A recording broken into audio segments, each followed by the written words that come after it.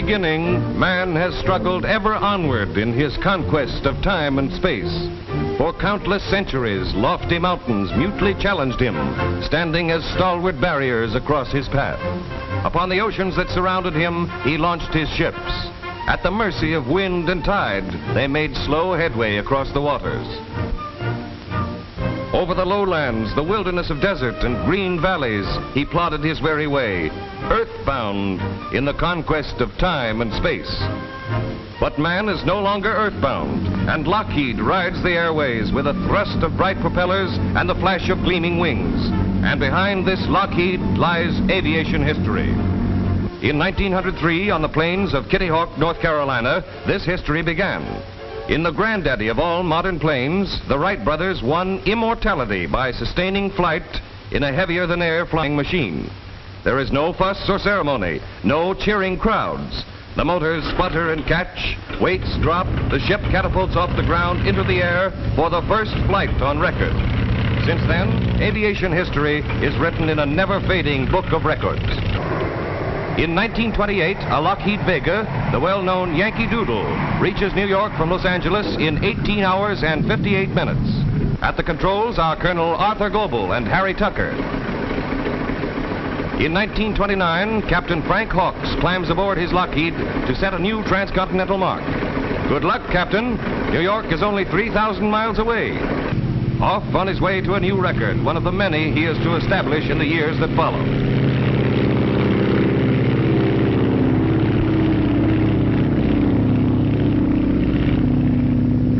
Into the cockpit of his Lockheed Sirius climbs Colonel Charles Lindbergh. Mrs. Lindbergh is with him. Flying together, as always, they are heading from Washington, D.C., across the Bering Sea to Japan. A perfect landing after almost half the world has rolled by beneath their wings. Cheers and waving flags as Tokyo greets them. That same year, 1931, Ruth Nichols lands her Lockheed Vega after establishing a new feminine altitude record of 28,743 feet. Nice going, Miss Nichols. 1933, a famous Lockheed, the Winnie Mae, carrying a famous flyer, comes home from a solo flight around the world. What an achievement for Wiley Post. First man to fly around the world alone, and first to fly around the world twice, both times in a Lockheed. Colonel and Mrs. Lindbergh are starting on another and perhaps their greatest journey. A 29,000-mile survey flight from New York to Labrador, Greenland, Iceland, Europe, the Azores, Africa, Brazil, and return to New York. 1934 finds Sir Charles Kingsford Smith, together with Captain P.G. Taylor, completing a 7,000-mile trip from Australia to Oakland, California. It is the first crossing of the Pacific from west to east, and Sir Charles, in his Lockheed Altair, the Lady Southern Cross, has made it in less than 55 hours. This great flyer and great plane certainly deserve congratulations. In 1935, Amelia Earhart flies her Lockheed from Honolulu to Oakland. She is the first woman to make a solo flight over the Pacific, covering the distance in 18 hours, 16 minutes. The crowd hails her for an outstanding performance. 1938, Howard Hughes hurries to his plane for the start of his race around the world. 3 days, 19 hours, and 9 minutes later, his Lockheed brings him back to New York and a new record. In less than 4 days, he saw 5 sunrises, and the plane actually beat the revolution of the Earth on its axis. Records and more records, and these are just part of a long list. But exciting as they are, they mean nothing to the true goal of aviation unless the experience gained is applied to further the speed, safety, and all-round performance of air transportation. And with the cooperation of the pilots who made these famous flights, Lockheed has been able to achieve that performance and create new standards of efficiency. That was true in the development of this Electra, which was Lockheed's first all-metal bimotor transport. It made history on the air lanes of the world, and every subsequent model has lived up to its tradition. Here is the 12. It is a smaller ship, accommodating 6 passengers and answering the proven need for a plane that can combine economy with the performance of a large airliner. This Lodestar is a luxury transport. Certainly one of the best looking, it is today probably the fastest commercial ship on regular airline service. And for the convenience of all customers, service and parts depots have been established throughout the world to maintain the peak performance of Lockheed's vast fleet. And in all corners of the globe, 24 hours of every day, these ships fly the airways in routine flight, confidently accomplishing the jobs for which they were built. The conquerors of time and space. Lockheed over North America. United Airlines, Continental Airlines Incorporated, Mid-Continent Airlines Incorporated, Northwest Airlines, Chicago and Southern Airlines, Braniff Airways Incorporated, National Airlines, Delta Airlines, Boston Maine Airways Incorporated, Trans-Canada Airlines, Pacific Alaska Airways.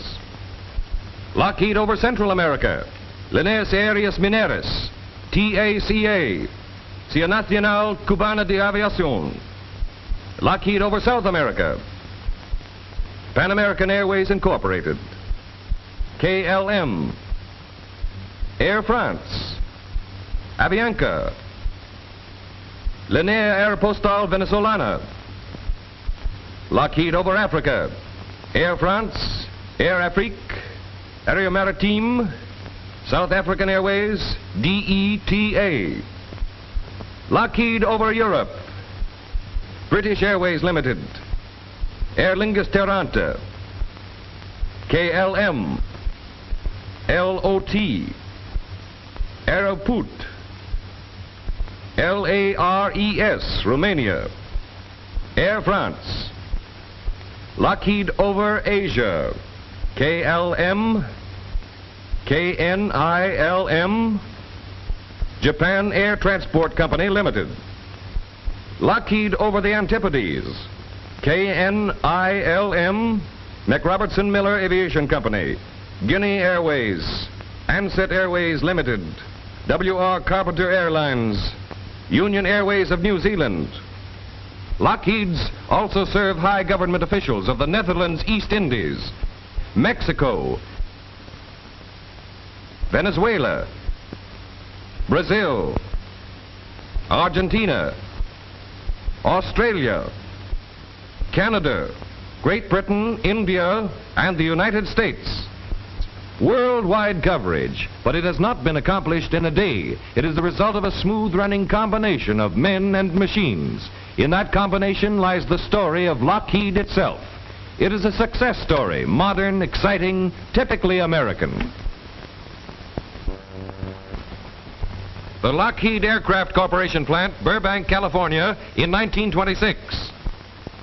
And today, the same company, the same location, but quite definitely not the same plant.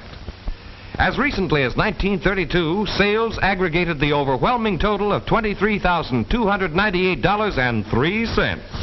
In 1940, actual deliveries amounted to more than $42 million, and conservative estimates indicate that in 1941, this figure will be more than doubled. And to the men of Lockheed belongs a large share of the credit, to their skill and to their loyalty. They are a cross-section of typical American workmen, drillers, riveters, tool makers, die casters, machinists, and technicians. In 1931, there were only 300 of them. 1941, over 35,000. Every man who checks in, from office boy on up, has taken and passed exhaustive tests covering intelligence, temperament, and special aptitude to prove his individual ability. 35,000 American workmen, the right men for the right jobs to build the best planes. This is not a trick shot made with mirrors. It is the drafting room of the engineering department where every new Lockheed has its beginning. A beginning conceived with the purpose of supplying the answer to definite needs of the aviation industry. To attain this goal, over 850 engineers make over 5,000 drawing plans, devoting a total of over 200,000 work hours to their mission of creating one new design. The component parts of a modern airplane's wing, fuselage, and tail surface are almost countless in number, yet every single one of them must be engineered. Even the most minute part receives the greatest attention. 4 separate drawings are made showing detail from 4 different angles. Although the part is no larger than a silver dollar, it will have to go a great deal further. The interior of a plane is one feature of design seldom associated in one's mind as coming under the supervision of the engineer. Yet one of his most important jobs is to provide utter comfort for passengers traveling through the air at high speeds. The Lodestar's cabin has been designed for this comfort. Inside, the sound of powerful motors is reduced to a pleasant hum by scientific soundproofing and vibration control. Restful chairs, ample space, and headroom are results of thoughtful planning, and all Lockheeds are especially adaptable to the requirements of private owners. For businessmen to whom time means money, the Lodestar is convertible into a convenient and dependable office in the sky. The compact 12 becomes a comfortable lounge for attending important events anywhere at any time. The cabin of Lockheed's new four-motor transport, the Excalibur, will look very much like this. Although the plane is still under construction, the engineers have built an exact replica, known as a mock-up, out of wood. In this way, every possible detail of passenger comfort can be effectively predetermined and applied. But the ideas and plans that this man and the hundreds like him put into execution are not only those of Lockheed's chief engineers, but those of the entire flying world. For the Market Research Division maintains close contact with the operative branch of the industry. The staff compiles lists of important features relating to a plane's design. These findings are set up in the form of questionnaires. If you were to build your own ship, on the flight station, where would you locate emergency controls? On the engine control stand, where would you put the levers and the rudder pedals? These comprehensive questionnaires are sent to airline executives, pilots, transport officials in every corner of the world. To Trans-Canada Airlines, R.C. McLeod in South Africa, Tri-American Aviation, Buenos Aires. The list is almost endless, but to mention a few more, American Airlines, Lieutenant Thatch, VP-5 Squadron Canal Zone, and British Airways. The replies to these pamphlets are carefully sorted, for they represent knowledge gained under actual flight conditions. Detailed graphs and charts are compiled by competent statisticians. No suggestion is too small. Every answer to every question is checked and noted. These findings are recorded in another pamphlet. You told us this is the way you would do it. On flight station, on engine control stand. And on rudder pedals, we asked, are brake toe pedals desirable? 93% said yes, 7% no. That verdict is submitted by men whose combined opinions represent the experience of over 16 million hours of flying. These practical viewpoints, as gathered by market research, are submitted to the engineers. They combine these ideas together with their own creative ability in the conception and building of every new Lockheed plane.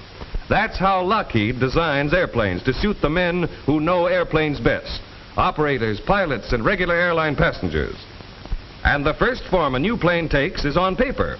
From these drawings and thousands like them, an exact scale model known as a wind tunnel model is made and is connected to instruments which determine its flight characteristics. The model is hand-carved, accurate to the fraction of an inch, weighs over 500 pounds, and costs more than $5,000 to build. The door is closed, the wind tunnel sealed. A flip of the switch and the wind propeller whips up to speed. The model is exposed to a far higher velocity than this 90-mile-an-hour wind. The small wind tunnel model is actually subjected to and withstands a much greater force. From an idea to an actuality, from theory to fact, from a model to a completed Lockheed, the plane has been built. More than that, into it has been built the strength, ruggedness, and durability necessary for its safety and high-speed performance. But not so long ago, this shining plane was only a small part of a trainload of metal addressed to Lockheed. For the metal inside these wooden frames is the stuff that planes are made of.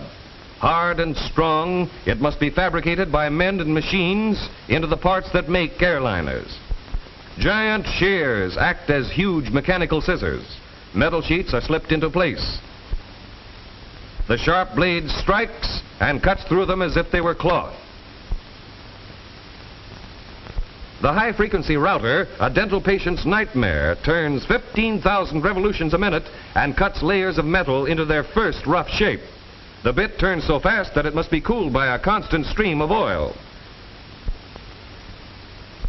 The massive hydro press exerts an overall pressure of 9 million pounds, and it literally squeezes parts out of metal.